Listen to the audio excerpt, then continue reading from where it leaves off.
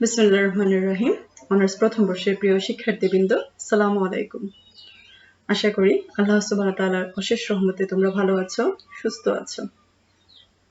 করোনার এই দুর্যোগকালীন সময়ে আমাদের জীবনের স্বাভাবিক কাজকর্ম থেমে আছে, কিন্তু জীবন প্রবহমান। সময়ের এই ধারাবাহিকতায় তোমাদেরকে পড়াশোনার সাথে সম্পৃক্ত রাখতে নোয়াখালী সরকারি কলেজ কর্তৃক আয়োজিত আমাদের এই অনলাইন প্রয়াস, তারই ধারাবাহিকতায় আজকে তোমাদের সাথে আমি বাজারকর নীতিমালার কিছু গুরুত্বপূর্ণ বিষয় নিয়ে আমার অভিজ্ঞতা শেয়ার করব, যেগুলো তোমাদের পরীক্ষার প্রস্তুতি নিতে অনেকাংশেই সাহায্য করবে। তোমাদের এই অনলাইন ক্লাসে স্বাগতম জানাচ্ছি আমি নূর আফসানা ইসলাম, প্রভাষক, হিসাব বিজ্ঞান বিভাগ, নোয়াখালী সরকারি কলেজ, নোয়াখালী। আজকে আমরা চতুর্থ অধ্যায় এবং পঞ্চম অধ্যায়ের কিছু উল্লেখযোগ্য বিষয় তোমাদের সামনে তুলে ধরব। প্রথমত আসি চতুর্থ অধ্যায়। চতুর্থ অধ্যায় ভোক্তা বাজার কাকে বলে। সেকেন্ড ওয়ান ইজ ভোক্তা বাজার ও ব্যবসায়িক বাজারের মধ্যকার পার্থক্য দেখাও। তারপর ভোক্তার ক্রয় আচরণ কি, ভোক্তার ক্রয় আচরণের প্রভাব বিস্তারকারী সাংস্কৃতিক উপাদান সমূহ লিখো। এন্ড লাস্ট ভোক্তা বাজারের বৈশিষ্ট্য সমূহ লিখো। প্রথমত আমরা আসি ভোক্তা বাজার কি বা ভোক্তা বাজার কাকে বলে। মূলত ভোক্তা বাজার ব্যক্তি ও পরিবার নিয়ে গঠিত, যারা ব্যক্তিগত ভোগের জন্য পণ্য ও সেবা ক্রয় বা সংগ্রহ করে। অর্থাৎ যেখান থেকে সাধারণ ব্যক্তি বা জনগণ বা তাদের পরিবারের সদস্যরা তাদের নিজেদের পরিবারের সকলের ভোগের উদ্দেশ্যে যে দ্রব্য সামগ্রী ক্রয় করে তাকে ভোক্তা বাজার বলে। অর্থাৎ ভোক্তা বাজার যদি আমরা বিশ্লেষণ করি, ভোক্তা বাজারে আমরা দুটি গুরুত্বপূর্ণ বৈশিষ্ট্য এখানে তুলে ধরতে পারি। প্রথমত, ভোক্তা বাজার ব্যক্তিগত ভোগের জন্য পণ্য বা সেবা সংগ্রহ করে।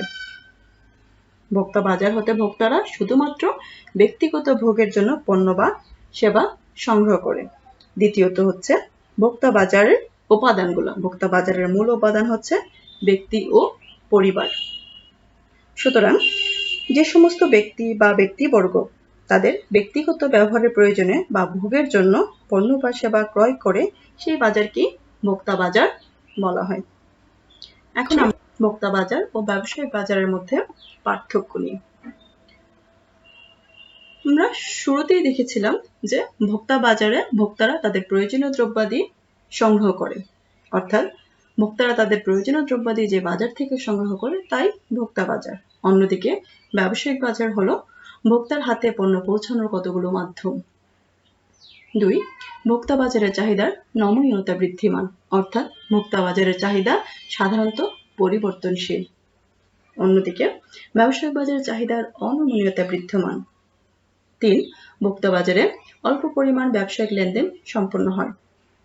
অন্যদিকে ব্যবসায়িক বাজারে প্রচুর ক্রেতার সমাগম ঘটে, অর্থাৎ ভোক্তা বাজারে ভোক্তারা শুধুমাত্র নিজের ব্যক্তিগত ভোগের জন্য প্রয়োজনীয় পণ্য সংগ্রহ করে থাকে, অর্থাৎ তার ব্যক্তিগত যতটুকু প্রয়োজন হয় সে ততটুকু পরিমাণেই পণ্য সংগ্রহ করে থাকে।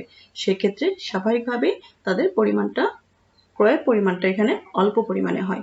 অন্যদিকে ব্যবসায়িক বাজারে প্রচুর ক্রেতার সমাগম ঘটে এবং তারা অধিক পরিমাণে পণ্য ক্রয় করে থাকে, পুনরায় সেটা বিক্রয়ের উদ্দেশ্যে।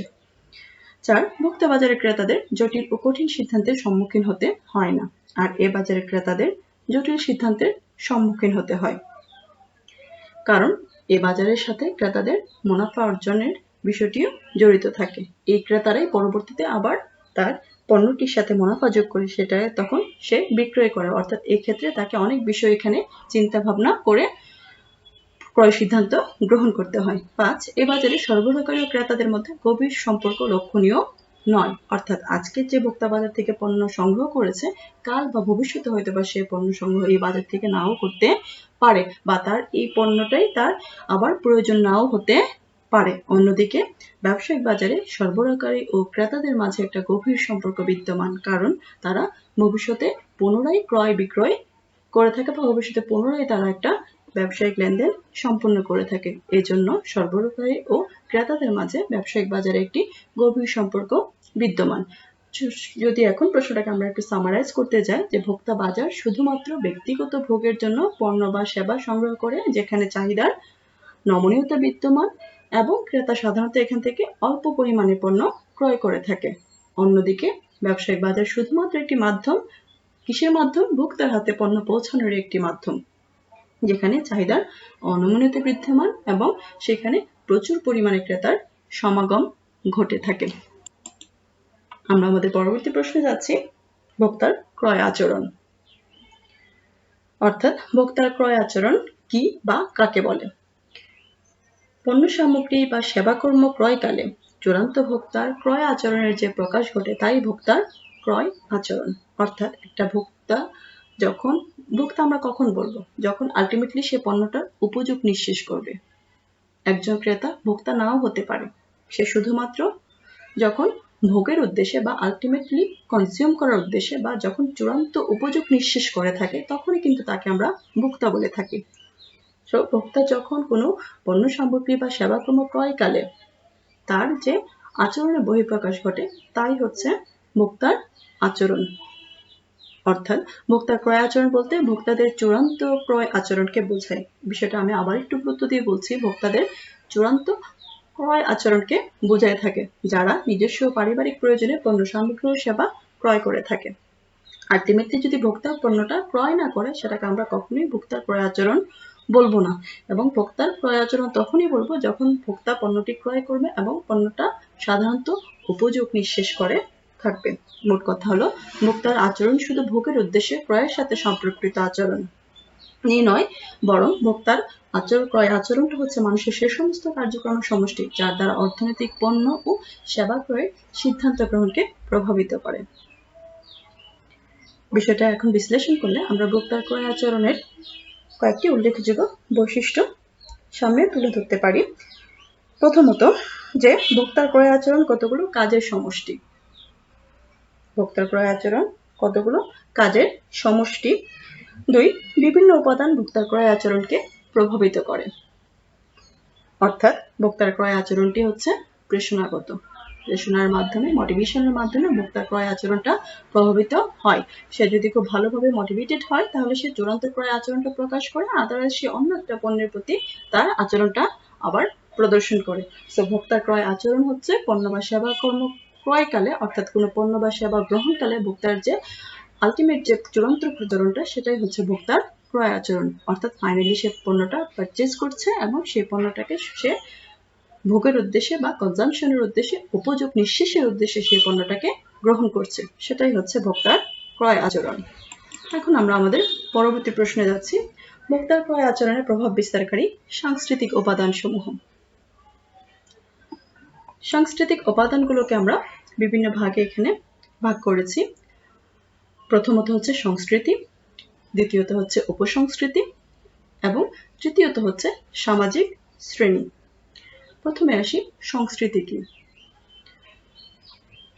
সংস্কৃতি হচ্ছে মানুষ যার মধ্য দিয়ে তার জীবন নির্বাহ করে তাই তার সংস্কৃতি। অর্থাৎ মানুষের সেই মৌলিক মূল্যবোধ, প্রত্যক্ষণ, অভাব ও আচরণের একটি সেট যা সমাজের একজন সদস্য তার পরিবার এবং অন্যান্য গুরুত্বপূর্ণ প্রতিষ্ঠান থেকে শেখে, তাই তার সংস্কৃতি। মানুষ যে পারিপার্শ্বিক অবস্থার মধ্য দিয়ে তার জীবন নির্বাহ করে সেটাই হচ্ছে বেসিক্যালি সংস্কৃতি। আমরা যদি ফিলিপ কটলার এবং গ্রে আর্মস্ট্রং এর সংজ্ঞাটা বিশ্লেষণ করতে চাই, যে মানুষের সেই মূল্যবোধ, প্রত্যক্ষণ, অভাব ও আচরণের সেট যা সমাজের একজন সদস্য তার পরিবার এবং অন্যান্য গুরুত্বপূর্ণ প্রতিষ্ঠান থেকে শেখে, তাই হচ্ছে তার সংস্কৃতি বা কালচার। প্রত্যেক সংস্কৃতির কিছু নিজস্ব বিশ্বাস, মূল্যবোধ ও আদর্শ রয়েছে, তাই এক সংস্কৃতির বাজাতকরণ পরিকল্পনা অন্য সংস্কৃতিতে গ্রহণযোগ্য নাও হতে পারে। সুতরাং বাজাতকরণ বা ভোক্তার ক্রয় আচরণে এই সাংস্কৃতিক উপাদানটা খুবই গুরুত্বপূর্ণ একটা বিষয়, কারণ সংস্কৃতি তার ক্রয় আচরণকে প্রভাব বিস্তার করছে। তার সংস্কৃতি যেটা তাকে অনুমোদিত করে না বা যেটা তার সংস্কৃতি তাকে অ্যালাউ করে না, সে কিন্তু সেই পণ্যটা ভোগের জন্য পারচেজ করবে না বা সেটার উপযোগ নিশ্চিত করার জন্য সে সেটা ক্রয় করবে না। সুতরাং সংস্কৃতি অবশ্যই একটা গুরুত্বপূর্ণ বিষয় হিসেবে কাজ করে থাকে। দ্বিতীয়ত যাচ্ছি যে উপসংস্কৃতি। একটি সংস্কৃতির অন্তর্ভুক্ত সব ভোক্তাই একই বিশ্বাস, মূল্যবোধ বা রীতিনীতি অনুসরণ করে না। যেমন আমরা যদি আমাদের দেশের কথা চিন্তা করি, আমরা সবাই একই ধরনের লাইফস্টাইল লিড করি না বা একই বিশ্বাসও আমরা এখানে মেনে চলি না, বা আমাদের বিভিন্ন ধর্ম, জাতীয়তাবোধ, বর্ণ এবং ভৌগোলিক এলাকা একটি সংস্কৃতির মধ্যে উপবিভাগ সৃষ্টি করে। যে যার যার বিশ্বাস অনুযায়ী, যে যার যার রীতিনীতি অনুযায়ী সাধারণত তার জীবনটা পরিচালিত করে থাকে। এই সব বিষয়গুলোই আমরা উপসংস্কৃতি বলতে পারি। উপসংস্কৃতির এই বিষয়টা একটি টেবিলের সাহায্যে এখানে উল্লেখ করা হলো। যেমন ধরো যে একজন বয়স ক্ষেত্রে, একজনের ধর্মের ক্ষেত্রে, একজনের বর্ণ, সমাজ এবং জাতীয়তা, এই প্রত্যেকটা বিষয় তার উপসংস্কৃতিতে প্রভাব বিস্তার করতে পারে। বয়সের ফ্যাক্টরটা যদি আমরা একটু ধরি, যে কিশোর, যুবক, মধ্যবয়স্ক ও প্রবীণ, এখানে আমরা কয়েকটা ক্যাটাগরিতে বিভক্ত করেছি, যে কিশোর, যুবক এবং মধ্যবয়স্ক। এই তিনটা লাইফের এই তিনটা স্টেজে মানুষের সাধারণত জীবনযাত্রাটা ভিন্ন হয়ে থাকে। আমরা একই বিশ্বাস গ্রহণ করলেও কিন্তু আমাদের জীবনযাত্রাটা এখানে ভিন্ন হয়ে থাকে। তারপর আসতেছে মানুষের ধর্মীয় বিষয়টা। এই বিষয়টাও তোমরা ভালোই বুঝতে পারছো, কারণ প্রত্যেকে তার ধর্মীয় বিশ্বাস অনুযায়ী, রীতিনীতি অনুযায়ী তার জীবনযাত্রাটা পরিচালিত করে থাকে। তারপর আসছে বর্ণ, যেমন আমাদের এশিয়ানের এক ধরনের কালচার, আর আমরা যদি ইউরোপ আমেরিকানদের দিকে চিন্তা করে থাকি, তাদের লাইফস্টাইলটা বা তাদের কৃষ্টি কালচারটা অন্য ধরনের। তারপরে আসি সমাজে, গ্রাম, উপশহর, শহর, এই প্রত্যেকটা বিষয় তার জীবনযাত্রায়, তার সংস্কৃতিতে প্রভাব বিস্তার করে থাকে। শহরবাসী সাধারণত আত্মকেন্দ্রিক হয়ে থাকে, অন্যদিকে যদি আমরা গ্রামের কথা চিন্তা করে থাকি, তারা সাধারণত অনেক বেশি পরিমাণ অতিথিপরায়ণ বা তাদের মাঝে একটা নিবিড় সম্পর্ক বেশি গড়ে ওঠে। এবং তাদের মানুষের জাতীয়তা বোধটাও উপসংস্কৃতিতে একটি গুরুত্বপূর্ণ প্রভাব বিস্তার করে থাকে। তারপরে আসি আমরা আমাদের সামাজিক শ্রেণী। সামাজিক শ্রেণী বলতে আমরা বুঝি মোট জনগোষ্ঠীর একটি অংশ যাদের জীবনাচার, মূল্যবোধ এবং আয় একই ধরনের হয়ে থাকে। অর্থাৎ সামাজিক শ্রেণী হচ্ছে যে তাদের এমন একটি জনগোষ্ঠী, মোট জনগোষ্ঠীরই একটি অংশ যাদের সাধারণত লাইফস্টাইল, তাদের পার্সোনাল ভ্যালুস এবং ইনকাম রেঞ্জ সাধারণত একই ধরনের হয়ে থাকে। এক্ষেত্রে যদি আমরা একটি উদাহরণ টানতে যাই, যে উচ্চবিত্ত এবং নিম্নবিত্তর উদাহরণটা যদি টানি, আমরা সাধারণত লক্ষ্য করলে দেখতে পাই যে উচ্চবিত্তর যে জীবন ধারণ প্রক্রিয়াটা এবং নিম্নবিত্তর যে জীবনের স্টাইল বা লাইফস্টাইলটা, সেটা সাধারণত একটু ভিন্ন হয়ে থাকে এবং তাদের পার্সোনাল ভ্যালুস গুলো, মূল্যবোধ গুলো সাধারণত স্বাভাবিকভাবে একজন থেকে আরেকজন ভ্যারি করে থাকে। কারণটা কি? কারণটা হচ্ছে পেশা, আয়ের উৎস, শিক্ষা, পারিবারিক ঐতিহ্য এবং বসবাসের এলাকার মাধ্যমে সাধারণত এই সোশ্যাল ক্লাসটা, সামাজিক শ্রেণীটা নির্ধারিত হয়। বিভিন্ন সামাজিক শ্রেণীর মধ্যে পোশাক, খাদ্য, অবসর যাপন বা আমাদের যে জীবনযাত্রার স্বাভাবিক পদ্ধতিটা, এটি সাধারণত ভিন্ন হয়ে থাকে। সো সোশ্যাল ক্লাসটাও খুবই গুরুত্বপূর্ণ একটি উপাদান যা ভোক্তার ক্রয় আচরণকে প্রভাবিত করছে, কারণ উচ্চবিত্তের জীবনযাত্রার মাধ্যমে তার আচরণটা প্রকাশ পায় এবং নিম্নবিত্তের জীবনযাত্রার মাধ্যমে তার ক্রয় আচরণটা স্বাভাবিকভাবে ওইভাবেই প্রকাশ পায়। কারণ উচ্চবিত্তের কাছে যেখানে যে বিষয়টা বিলাসিতা, নিম্নবিত্তের কাছে সেখানে সেটা জীবনের বেসিক এলিমেন্টস গুলো সংগ্রহ করতেই চলে যায়। সুতরাং ভোক্তার ক্রয় আচরণে এই উপরোক্ত বিষয়গুলো খুবই গুরুত্বপূর্ণভাবে প্রভাব বিস্তার করে। আমরা প্রশ্নটাকে আবার একটু টানছি, যে ভোক্তার ক্রয় আচরণের সাংস্কৃতিক উপাদান সমূহগুলো কি কি আসছে এখানে। প্রথমত আসছে যে সংস্কৃতি, দেন উপসংস্কৃতি, তারপর সামাজিক মূল্যবোধ। অর্থাৎ সংস্কৃতি মানুষের যার মাধ্যমে বা যার মধ্য দিয়ে মানুষ তার জীবন নির্বাহ করে, সেটাই তার সংস্কৃতি। উপসংস্কৃতি মানুষের ধর্ম, বর্ণ, গোত্র, জাতীয়তা ভেদে তার উপসংস্কৃতিগুলো সৃষ্টি হয় এবং তার সামাজিক শ্রেণী বা আমরা এটাকে সামাজিক অবস্থানও বলতে পারি। অর্থাৎ মানুষ তার সামাজিক অবস্থানের মাধ্যমে তার ইনকাম রেঞ্জ, তার শিক্ষা, তার পারিবারিক অবস্থান, এই বিষয়গুলোর মাধ্যমে প্রভাবিত হয়ে তার ক্রয় আচরণটা প্রভাবিত হয়। সুতরাং সামাজিক শ্রেণীও খুবই গুরুত্বপূর্ণ বিষয় এবং এই প্রত্যেকটা উপাদানই আমার ভোক্তার ক্রয় আচরণে খুব উল্লেখযোগ্যভাবে ভূমিকা পালন করে আসছে। আমরা আমাদের পরবর্তী প্রশ্নে যাব, সেটা ভোক্তা বাজারের বৈশিষ্ট্য সমূহ। ভোক্তা বাজারের আমরা উল্লেখযোগ্য কিছু বৈশিষ্ট্য এখানে উল্লেখ পাই। প্রথমত ভোগ পণ্যের ক্রেতাদের নিয়ে ভোক্তা বাজার গঠিত, অর্থাৎ ভোক্তা বাজারের ক্রেতারা সরাসরি পণ্য ভোগের জন্য ক্রয় করে থাকে। তার উদ্দেশ্য শুধুমাত্র নিজের উপযোগ নিঃশেষ করা। সে সরাসরি পণ্য ভোগের জন্য, অর্থাৎ সে এখানে finally say consumer, not the customers. আমরা কনজিউমার এবং কাস্টমারের মাঝে পার্থক্যটা নিশ্চয়ই বুঝে থাকি, যে কনজিউমার সাধারণত যারা শুধুমাত্র পণ্যের উপযোগ নিঃশেষ করে থাকে, আর কাস্টমার সে হয়তোবা রিসেলারও হতে পারে, সে পণ্য ক্রয় করতে পারে, সে পণ্যটার উপযোগ নিঃশেষ নাও করতে পারে। সুতরাং ভোক্তা পণ্যের ক্রেতাদের নিয়েই ভোক্তা বাজার গঠিত, যারা সরাসরি পণ্য ভোগের জন্য পণ্যটাকে সংগ্রহ করে থাকে। 2, ভোক্তা বাজারের ক্রেতারা তাদের ক্রয়কৃত পণ্য ব্যক্তি বা পারিবারিক কাজে ব্যবহার করে থাকে, কোনো ব্যবসায়িক কাজে এই পণ্য তারা ব্যবহার করে না, অর্থাৎ সে পুনরায় বিক্রয়ের উদ্দেশ্যে এখানে পণ্য ক্রয় করে থাকে না। অর্থাৎ পুনরায় বিক্রয় এবং মুনাফা অর্জন এই দুটি বিষয় ভোক্তা বাজারের কোনো গুরুত্বপূর্ণ ভূমিকা পালন করে থাকে না। 3rd one is ভোক্তা বাজারের ক্রেতারা বিক্ষিপ্তভাবে বিস্তীর্ণ এলাকায় ছড়ানো ছিটানো থাকে, অর্থাৎ ভোক্তারা সারা দেশ ব্যাপী থাকে। সারা দেশের যে কোনো প্রান্তে ভোক্তা বিরাজমান থাকতে পারে, তারা শুধুমাত্র নিজের ব্যক্তিগত ভোগের উদ্দেশ্যে পণ্য বা সেবা ক্রয় করে থাকে। তারপর হচ্ছে ভোক্তা বাজারের ক্রেতারা অল্প পরিমাণে পণ্য ক্রয় করে থাকে। ভোক্তা বাজারের ক্রেতারা পণ্য ক্রয় করে থাকে খুবই অল্প পরিমাণে, অর্থাৎ নিজের যতটুকু প্রয়োজন সে ততটুকুই পণ্য ভোক্তা বাজার থেকে সংগ্রহ করে ততটুকুই উপযোগ নিঃশেষ করে থাকে। যেহেতু তারা নিজেদের পণ্য নিজেরাই ভোগ করে, নিজেরা পণ্য ভোগ করার উদ্দেশ্যে পণ্য কিনে থাকে, সুতরাং তাদের পরিমাণটা অধিক পরিমাণে পণ্য কখনোই কিনে, খুবই অল্প পরিমাণে তারা এখানে পণ্যটা ক্রয় করে থাকে। ভোক্তা বাজারের ক্রেতার সংখ্যা স্বাভাবিকভাবে বেশি হয় এবং ক্রেতারা ছড়ানো ছিটানো ভাবে সারা দেশে অবস্থান করে থাকে, যেটা আমরা আগেই বলেছি।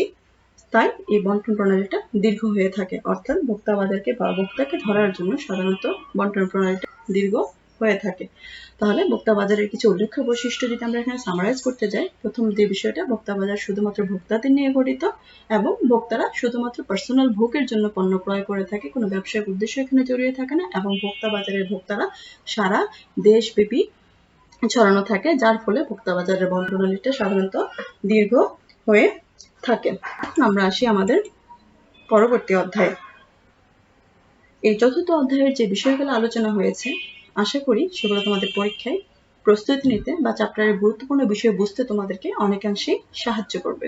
এখন আমরা আমাদের 5ম অধ্যায়ে আসি, ক্রেতা অভিমুখী বাজারজাতকরণ কৌশল। কিভাবে ক্রেতাকে ধরার জন্য একটা কোম্পানি তার বাজারজাতকরণ কৌশলগুলোকে সেট করে। মূলত এই বিষয়গুলো হচ্ছে এই চ্যাপ্টারের উল্লেখযোগ্য অংশ।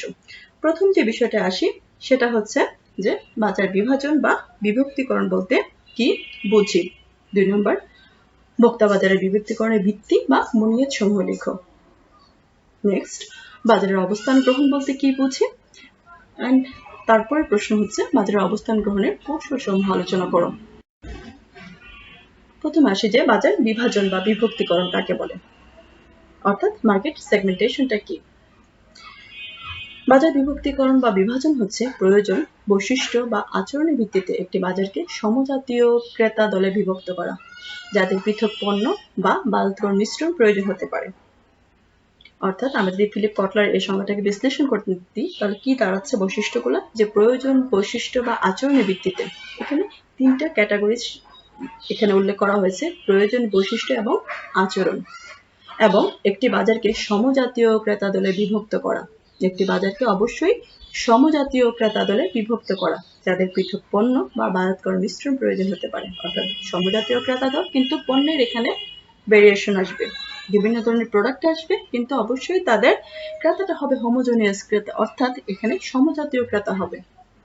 তাদের বৈশিষ্ট্য, প্রয়োজন এবং আচরণের ভিত্তিতে বাজারকে বিভিন্ন ভাগে বিভক্ত করা। যে বাজার বিভাজন বা বিভক্তিকরণ হচ্ছে সামগ্রিক বাজারকে ক্রেতাদের দলে বিভক্ত করার একটি প্রক্রিয়া, যাদের অপেক্ষাকৃত সমজাতীয় পণ্য প্রয়োজন। অর্থাৎ এখানে বিভিন্ন ক্রেতা দলে বিভক্ত করা, যাদের বেসিক্যালি তারা সাধারণত সমজাতীয় পণ্য ক্রয় করে থাকে।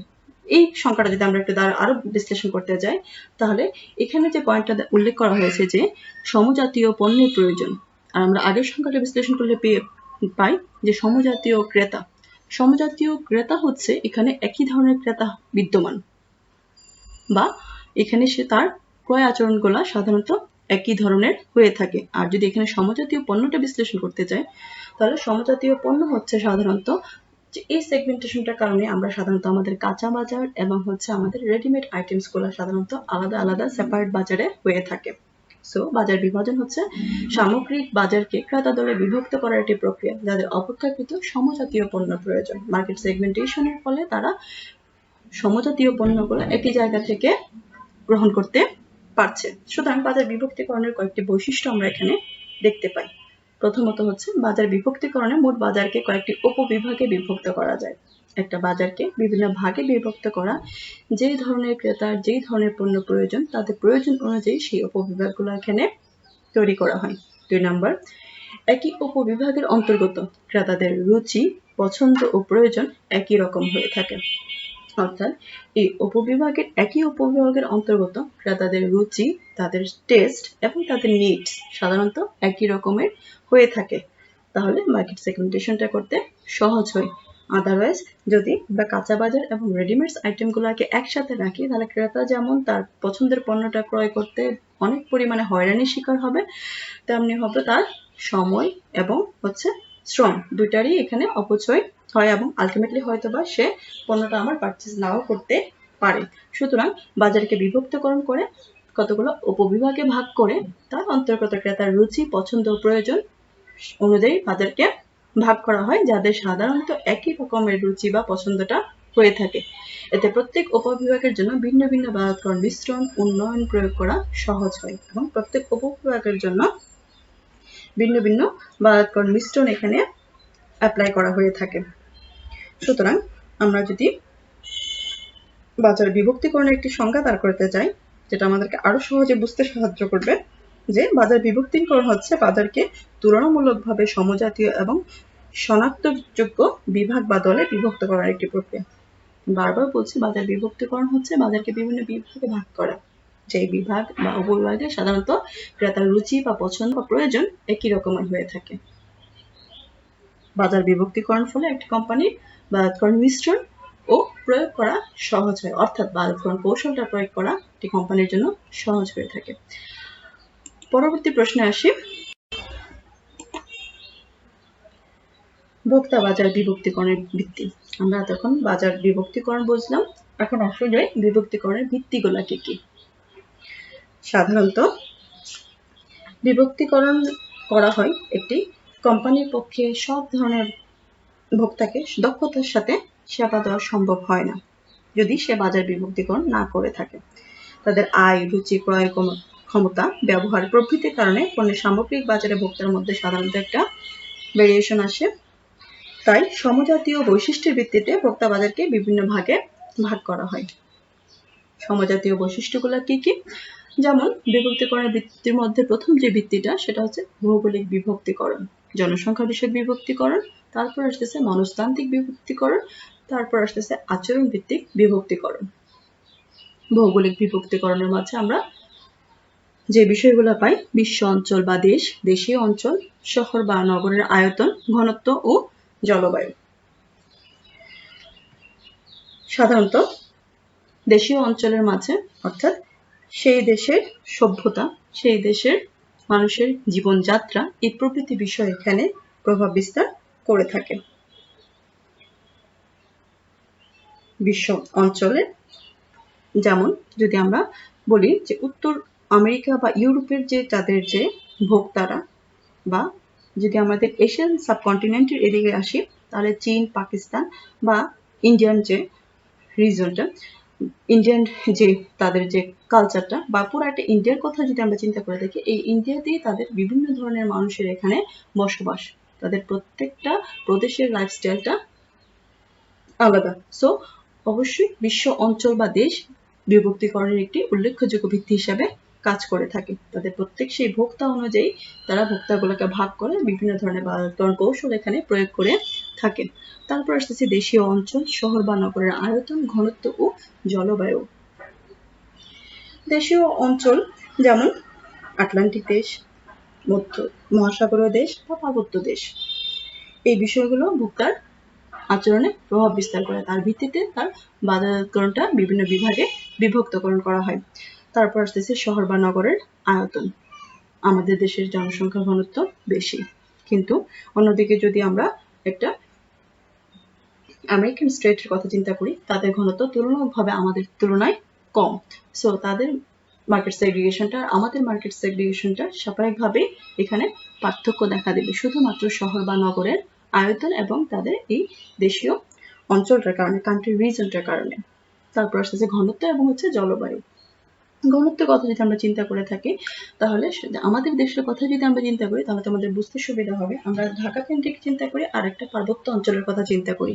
সাধারণত যেখানে ভোক্তার সংখ্যা বেশি তাদের বিভক্তিকরণের ভিত্তিটাও বেশি, এবং হচ্ছে যেখানে ভোক্তার সংখ্যা কম অর্থাৎ জনসংখ্যার ঘনত্ব কম, স্বাভাবিকভাবে সেখানে বিভক্তিকরণের ভিত্তিটাও চেঞ্জ হয়ে থাকে। তারপর আসতেছি জলবায়ু।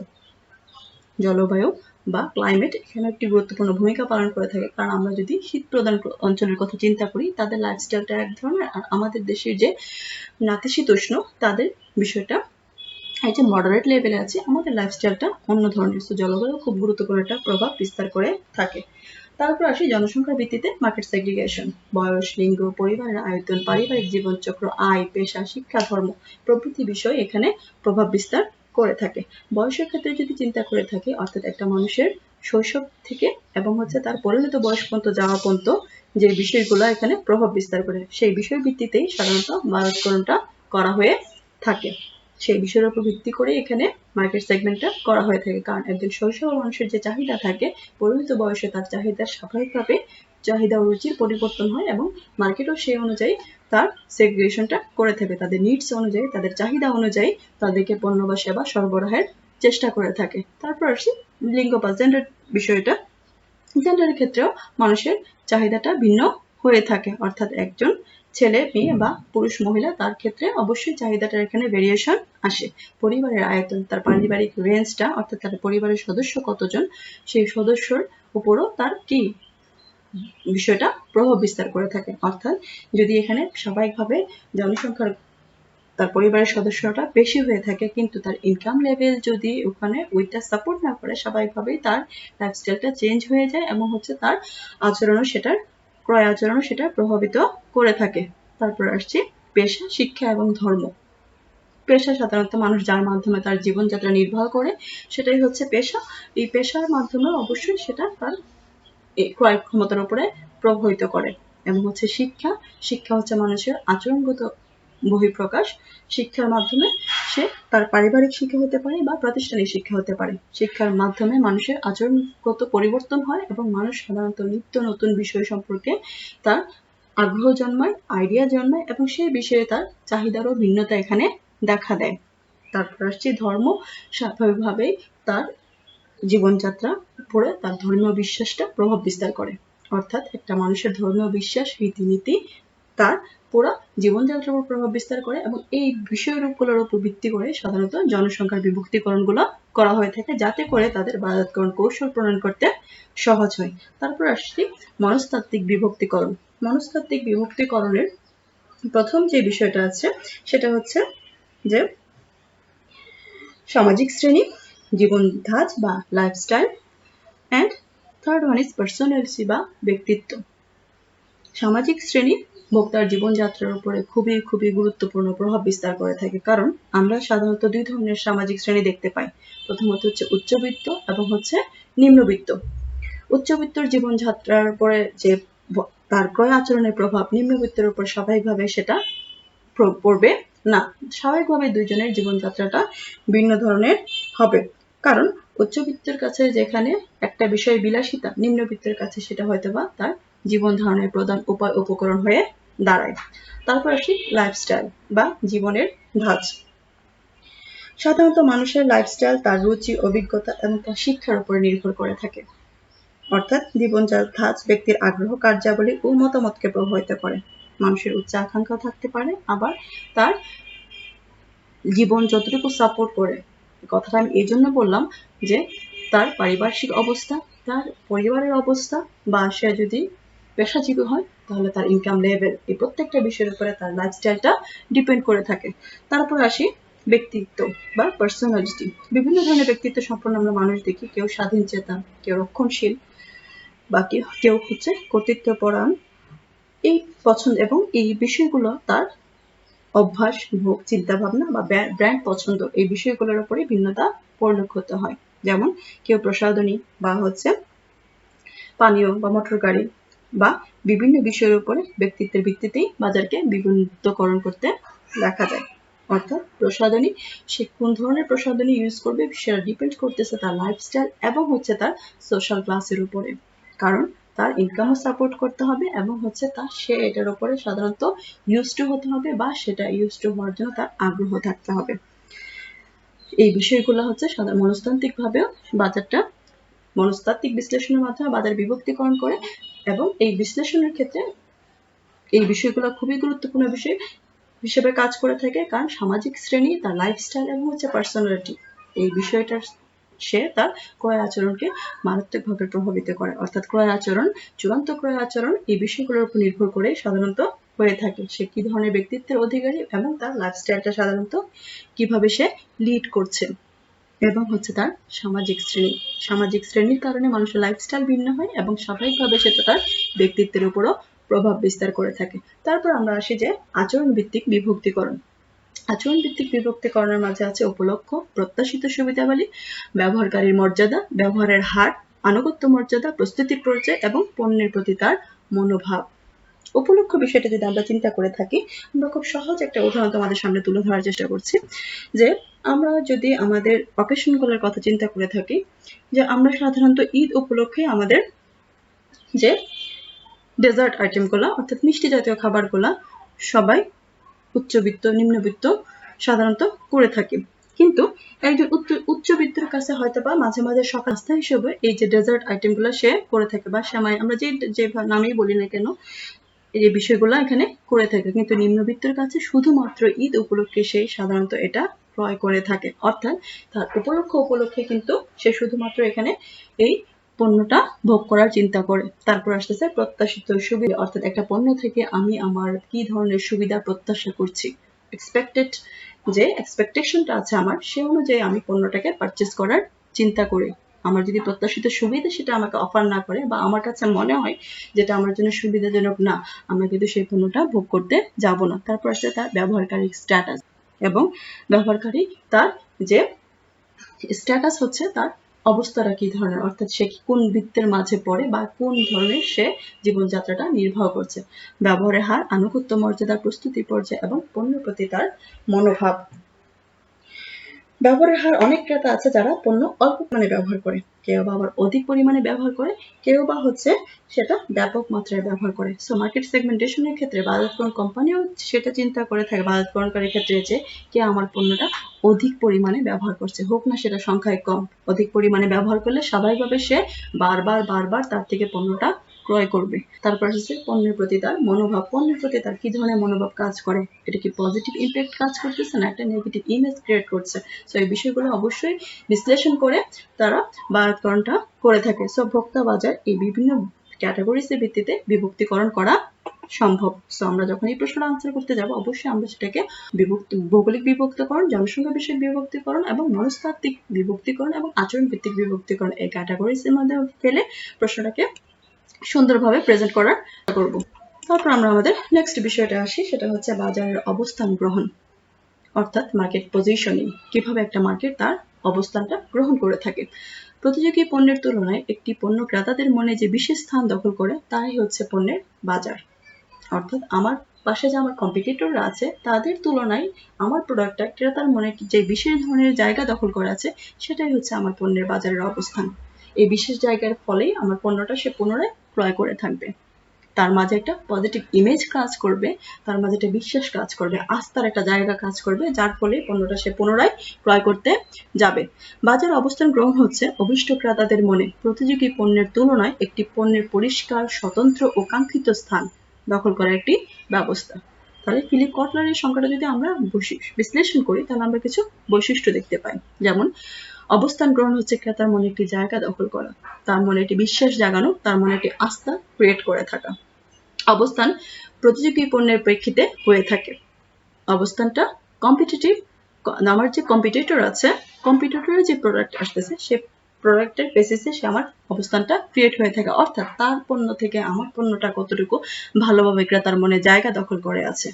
এই ভালোভাবে জায়গা দখল করে আছে, এই যে লয়ালিটি, এই যে বিশ্বাস, আস্থার জায়গাটার কারণে সে আমার কি পুনরায় পণ্যটা ভোগ করার বা কনজিউম করার চিন্তা করবে।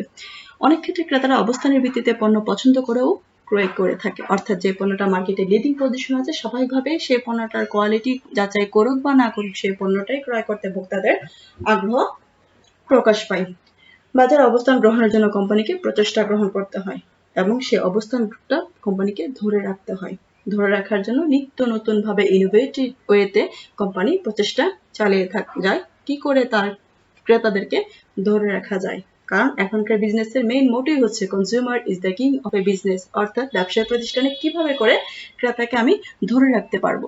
যদি ধরে রাখতে না পারি স্বাভাবিকভাবে সে যদি আজকে আমার কাছ থেকে বেশি পরিমাণে ক্রয় করে, অর্থাৎ লং লাস্টিং একটা রিলেশনশিপ এখানে রিটেইন করা, যদি সেটা সাস্টেইনেবল না হয় স্বাভাবিকভাবে সে আরেকটা প্রোডাক্টের প্রতি লফুলিটি লাভ করবে অথবা সে আরেকটা প্রোডাক্টের ক্ষেত্রে সুইচ করবে। সেক্ষেত্রে আমি একটা কোম্পানি হিসাবে অবশ্যই এখানে প্রচেষ্টা গ্রহণ করতে হবে কিভাবে আমার কাস্টমারের মনে আমি একটা ভালো জায়গা দখল করে রাখতে পারবো যাতে করে সে আমার পণ্যটার প্রতি দীর্ঘদিন ধরে আস্থা রাখতে পারে।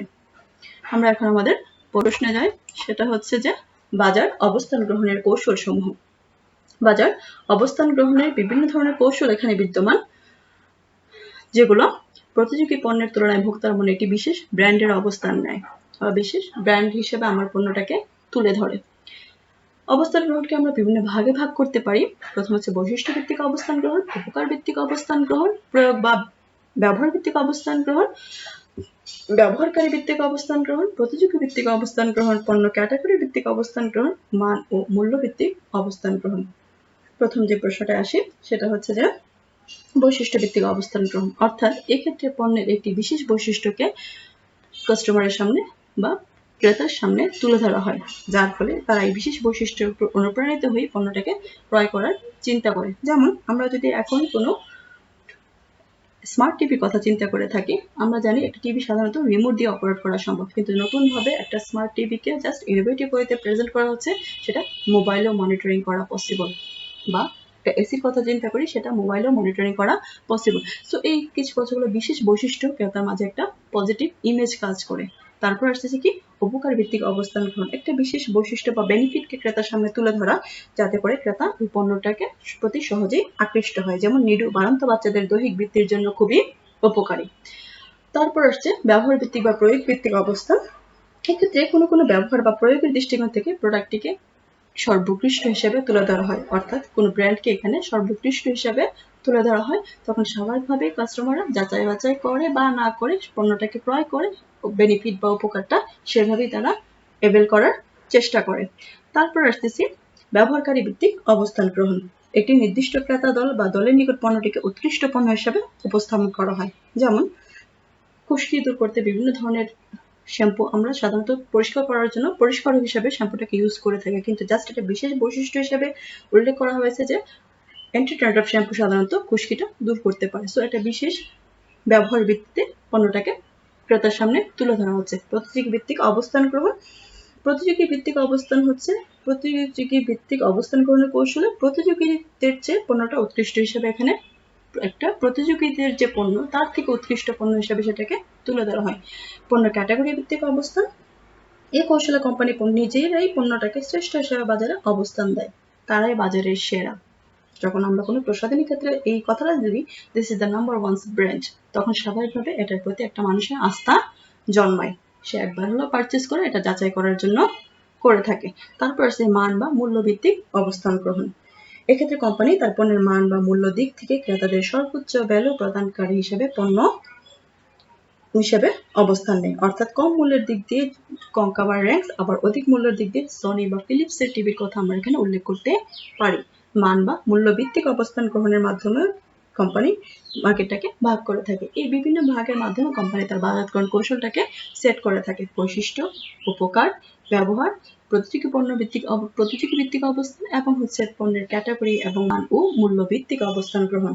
এই ক্যাটাগরিজের মাধ্যমে কোম্পানি তার মার্কেটটাকে বিভক্ত করে থাকে ক্রেতাদেরকে উৎকৃষ্ট মানের পণ্য বা সেবা দেওয়ার জন্য এবং পাশাপাশি ক্রেতাদেরকে লং লাস্টিং ভাবে ধরে রাখার জন্য, যাতে করে তারা ভবিষ্যতে পুনরায় তার কাছ থেকে পণ্য বা সেবা গ্রহণ করে থাকে এবং কোম্পানি প্রতিনিয়ত ইনোভেটিভ ওয়েতে তার মার্কেটটাকে বিভিন্নভাবে সেগ্রিগেট করে বিভিন্ন ধরনের স্ট্র্যাটেজি এখানে অ্যাপ্লাই করে যে কিভাবে তার প্রতিযোগী পণ্যের চেয়ে, প্রতিযোগী কোম্পানির চেয়ে কিভাবে এখানে একটা বেটার অবস্থান সে ক্রিয়েট করতে পারে এবং জনগণের মাঝে একটা ইতিবাচক সাড়া ফেলতে পারে। সো আজকের আলোচনা এখানেই শেষ করলাম।